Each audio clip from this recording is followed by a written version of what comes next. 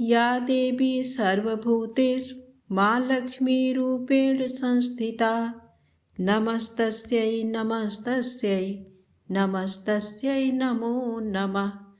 जय माता दी। आप सभी का हमारे YouTube चैनल पर हार्दिक स्वागत है।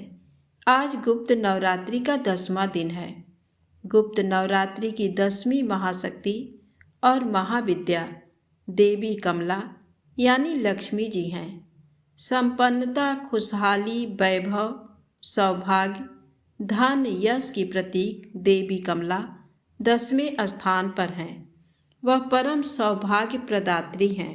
जो जातक उनकी आराधना करता है वह उनका घर धन और धान्य से परिपूर्ण कर देती हैं। नवरात्रि की तरह गुप्त नवरात्रि का समापन भी श्री कमला की आराधना से होता है।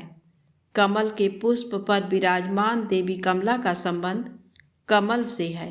कमल पुष्प पर आसीन होने के कारण ही उनका नाम कमला पड़ा। देवी को कमल पुष्प प्रिय है। कमल कीचड़ और दलदल में खिलता है, यानी नकारात्मक परिवेश होने पर भी सकारात्मकता के पुष्प खिल सकते हैं।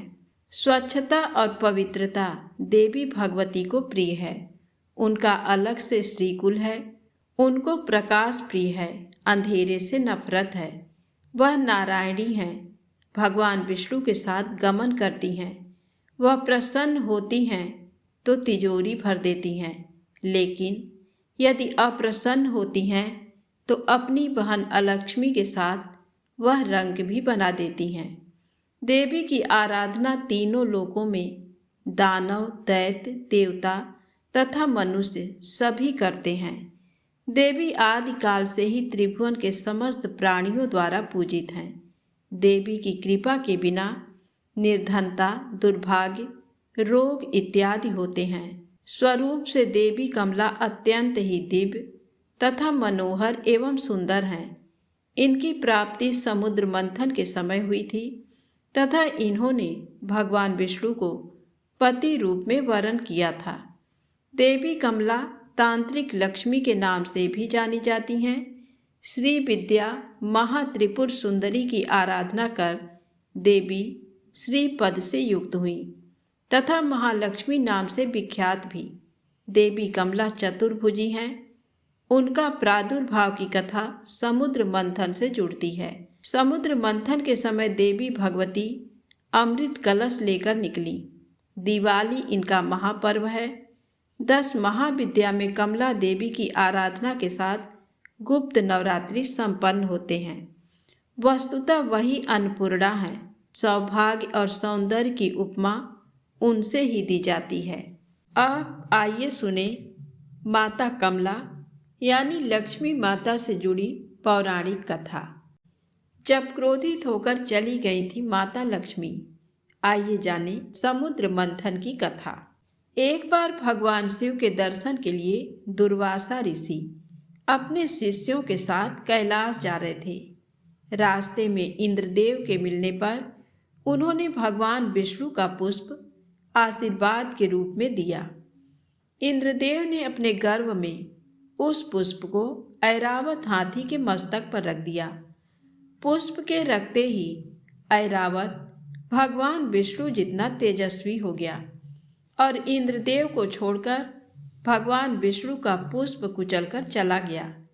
ये अपमान दुर्वासा ऋषि से सहन नहीं हुआ और उन्होंने इंद्रदेव को लक्ष्मी विहीन होने का श्राप दे दिया। माता लक्ष्मी के रुष्ट होने के बाद सभी देवताओं की शक्ति विलुप्त हो गई और इसी का फायदा उठाकर दैत्यों ने स्वर्गलोक पर कब्जा कर लिया। सभी देवता और इंद्र ब्रह्मा जी के पास गए और उनसे सलाह देने के लिए कहा कि ऐसा क्या किया जाए कि माता लक्ष्मी प्रसन्न हो जाए और सभी देवों का पराक्रम वापस आ जाए। ब्रह्मा जी ने कहा कि तुम लोगों को भगवान विष्णु के पास जाकर उनसे सहायता लेनी चाहिए। क्षीर सागर में एक अमृत कलश है। उस अमृत को पीने से आप सभी फिर से पराक्रमी हो जाएंगे। सभी देवगण भगवान विष्णु के पास जाते हैं और उनसे कहते हैं कि प्रभु, इस तरह की समस्या हो गई है, कृपया उनकी सहायता करें। तब भगवान विष्णु उनकी सहायता करने के लिए मान जाते हैं और कहते हैं कि अमृत कलश निकालने के लिए समुद्र मंथन करना होगा और ये कार्य बहुत ही मुश्किल है। इसे करने के लिए आपको दैत्यों की भी आवश्यकता होगी और इस काम को करने के लिए दैत्यों से समझौता करना होगा। इसके बाद सभी देव दैत्यों के राजा बलि के पास जाते हैं और उनसे कहते हैं कि क्षीर सागर में मौजूद रत्नों का लालच उन्हें देते हैं और कहते हैं कि आप अगर पराक्रमी बनना चाहते हैं तो आपके लिए ये बहुत लाभदायी होगा और कहते हैं कि अलग युद्ध करने से अच्छा है कि साथ में मिलकर इस संसार को चलाएं।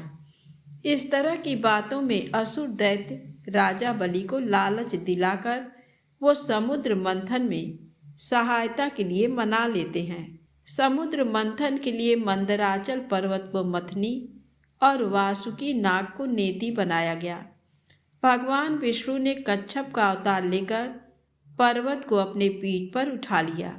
इसके बाद देवताओं और असुरों ने समुद्र मथना शुरू किया, जिसमें समुद्र से सबसे पहले विष निकलने लगा, जिसके कारण समुद्र में मौजूद देवता और असुर बेहोश होने लगे और उनकी शक्तियां खत्म हो गईं। विष को फैलने से रोकने के लिए भगवान शिव क्षीर सागर में उतरे और सागर में फैले विष का उन्होंने पान कर लिया। उनके इस विष को माता पार्वती ने उनके कंठ में बैठकर वहाँ से नीचे नहीं जाने दिया, जिससे उन्हें ब्रह्मा जी ने नीलकंठ का नाम दिया। विष पीने के बाद भगवान शिव ने मंथन पुनः शुरू करवाया। इसके बाद समुद्र से कई रत्न निकले।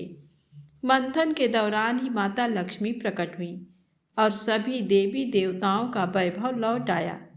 इसके बाद अंत में वैद्यों में सबसे उत्तम धन्वंतरी अमृत का कलश लेकर प्रकट हुए। इस प्रकार से समुद्र मंथन से अमृत प्रकट हुआ। तो प्रेम से बोले माता महालक्ष्मी की जय हो। अब आइए सुने माता लक्ष्मी की बड़ी बहन दरिद्रा यानी ज्येष्ठा की कथा। कैसे घरों में दरिद्रा का निवास होता है, इस कथा को कृपया पूरा अवश्य सुनिएगा। प्रेम से बोलें लक्ष्मी माता की जय हो। समुद्र मंथन के समय हलाहल के निकलने के पश्चात दरिद्रा की, तत्पश्चात लक्ष्मी जी की उत्पत्ति हुई। इसलिए दरिद्रा को ज्येष्ठा भी कहते हैं। देवी ज्येष्ठा का रूप बहुत ही सुंदर है। वह सदा लाल रंग के वस्त्र पहने रहती हैं। उनके 4 हाथ हैं, जिनमें से 2 अभय और वर मुद्रा में रहते हैं तथा अन्य 2 हाथों में तीर धनुष रहता है। इनका वाहन कौआ है। ये सदा कमल पर विराजमान रहती हैं। पीपल के पेड़ में अलक्ष्मी या माता ज्येष्ठा का वास होता है। ज्येष्ठा का विवाह दुस्सह ब्राह्मण के साथ हुआ। विवाह के बाद दुस्सह मुनि अपनी पत्नी के साथ विचरण करने लगे। जिस देश में भगवान का उद्घोष होता, होम होता, वेद पाठ होता, भस्म लगाए लोग होते, वहाँ से ज्येष्ठा दोनों कान बंद कर दूर भाग जाती। ये देखकर दुस्सह मुनि उद्विग्न हो गए। उन दिनों सब जगह धर्म की चर्चा और पुण्य कृत्य हुआ ही करते थे। अतः दरिद्रा भागते भागते थक गईं।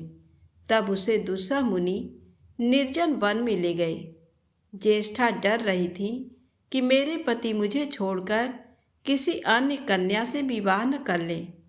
दुस्सह मुनि ने ये प्रतिज्ञा कर कि मैं किसी अन्य कन्या से विवाह नहीं करूँगा, पत्नी को आश्वस्त कर दिया। आगे बढ़ने पर दुस्सह मुनि ने महर्षि मार्कंडेय को आते हुए देखा। उन्होंने महर्षि को साष्टांग प्रणाम किया और पूछा कि इस भार्या के साथ मैं कहाँ रहूं और कहाँ न रहूं। तब मार्कंडेय मुनि ने पहले उन स्थानों को बताना आरंभ किया जहाँ दरिद्रा को प्रवेश नहीं करना चाहिए। जहाँ रुद्र के भक्त हों और भस्म लगाने वाले लोग हों, वहाँ तुम लोग प्रवेश न करना। जहाँ नारायण, गोविंद, शंकर, महादेव आदि भगवान के नाम का कीर्तन होता हो, वहाँ तुम दोनों को नहीं जाना चाहिए, क्योंकि आग उगलता हुआ विष्णु का चक्र उन लोगों के अशुभ को नाश करता रहता है। जिस घर में स्वाहा व सत्कार और वेद का घोष होता हो, जहाँ के लोग नित्य कर्म में लगे हुए, भगवान की पूजा में लगे हुए हों, उस घर को दूर से ही त्याग देना। जिस घर में भगवान की मूर्ति हो, गायें हों, भक्त हों, उस घर में भी तुम दोनों मत घुसना। तब दूसरा मुनि ने पूछा, महर्षि, अब आप हमें ये बताएं कि हमारे प्रवेश के स्थान कौन कौन से हैं। तब महर्षि मार्कंडेय जी ने कहा, जहाँ पति पत्नी परस्पर झगड़ा करते हों, उस घर में तुम दोनों निर्भय होकर घुस जाओ। जहाँ भगवान की निंदा होती हो, जप होम आदि न होते हों, भगवान के नाम नहीं लिए जाते हों, उस घर में घुस जाओ। जो लोग बच्चों को न देकर स्वयं खा लेते हों, उस घर में तुम दोनों घुस जाओ।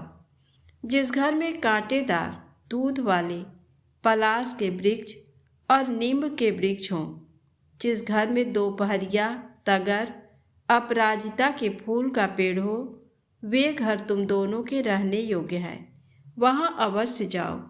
जिस घर में केला, ताड़, तमाल, भिल्लातक, इमली, कदम्ब, खैर के पेड़ हों, वहाँ तुम दरिद्रा के साथ घुस जाया करो। जो स्नान आदि मंगल कृत्य न करते हों, दांत मुख साफ नहीं करते, गंदे कपड़े पहनते, संध्या काल में सोते या खाते हों, जुआ खेलते हों, ब्राह्मण के धन का हरण करते हों, दूसरे की स्त्री से संबंध रखते हों, हाथ पैर न धोते हों, उन घरों में दरिद्रा के साथ तुम रहो। मार्कंडेय ऋषि के चले जाने के बाद दूसरा ने अपनी पत्नी दरिद्रा से कहा, ज्येष्ठे, तुम इस पीपल वृक्ष के नीचे बैठ जाओ, मैं रसातल जाकर रहने का स्थान का पता लगाता हूँ। दरिद्रा ने पूछा, नाथ, तब मैं खाऊंगी क्या? मुझे कौन भोजन देगा? दूसरा ने कहा, प्रवेश के स्थान तो तुझे मालूम ही हो गए हैं, वहाँ घुसकर खा पी लेना। हाँ, ये याद रखना कि जो स्त्री पुष्प धूप आदि से तुम्हारी पूजा करती हो, उसके घर में मत घुसना। इतना कहकर दूसरा रसातल में चले गए। ज्येष्ठा वहीं बैठी हुई थी कि लक्ष्मी के साथ भगवान विष्णु वहाँ आ गए। ज्येष्ठा ने भगवान विष्णु से कहा, मेरे पति रसातल चले गए हैं, मैं अब अनाथ हो गई हूँ, मेरी जीविका का प्रबंध कर दीजिए। भगवान विष्णु ने कहा, ज्येष्ठे, जो माता पार्वती, शंकर और मेरे भक्तों की निंदा करते हैं, उनके सारे धन पर तुम्हारा ही अधिकार है, उनका तुम अच्छी तरह उपभोग करो। जो लोग भगवान शंकर की निंदा कर मेरी पूजा करते हैं, ऐसे मेरे भक्त अभागे होते हैं, उनके धन पर भी तुम्हारा ही अधिकार है। इस प्रकार ज्येष्ठा को आश्वासन देकर भगवान विष्णु लक्ष्मी सहित अपने निवास स्थान बैकुंठ को चले गए। तो प्रेम से बोलें, श्री हरि विष्णु भगवान की जय हो, लक्ष्मी माता की जय हो।